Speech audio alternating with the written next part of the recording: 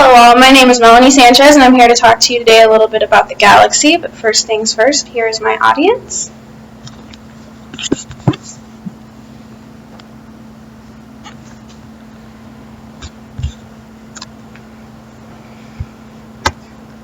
Sometimes we think we know something, but really turns out not to be true. That is the case with the galaxy. We think we know, but really don't.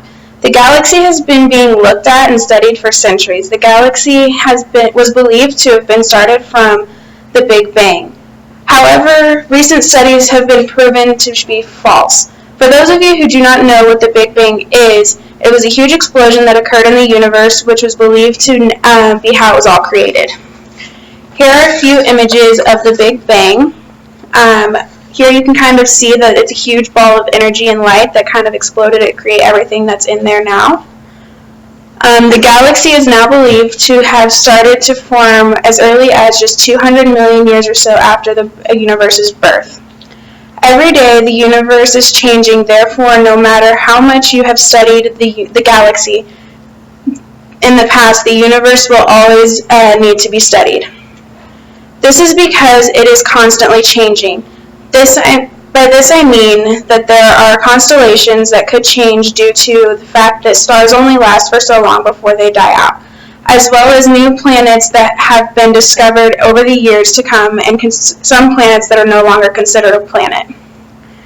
When scientists began discovering the universe, they believed that it was created by a huge explosion of light and energy creating all that is in the galaxy. This explosion was called the Big Bang, as we talked about a little bit earlier.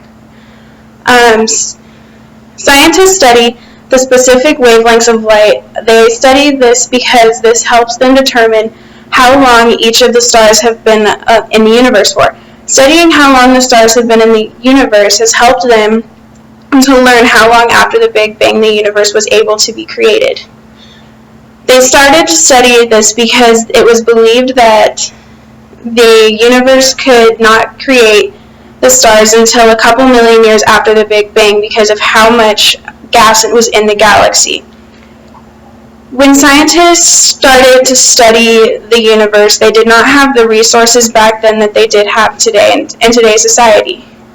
They were able to tell a lot by what they did have, but not able to tell what they can in today's day and age. Now back then there were many different scientists that enjoyed studying the universe.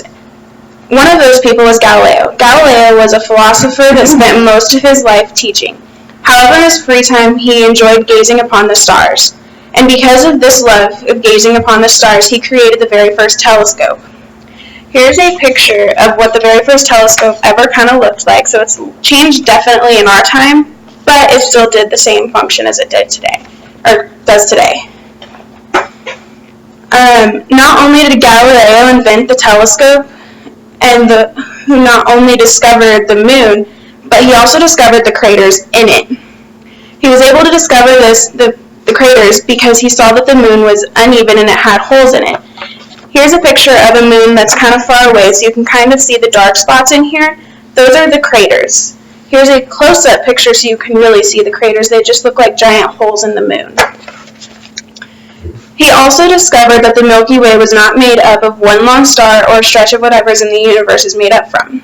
Instead, he discovered that it was created by numerous stars that were banded together, created what is now known as the Milky Way.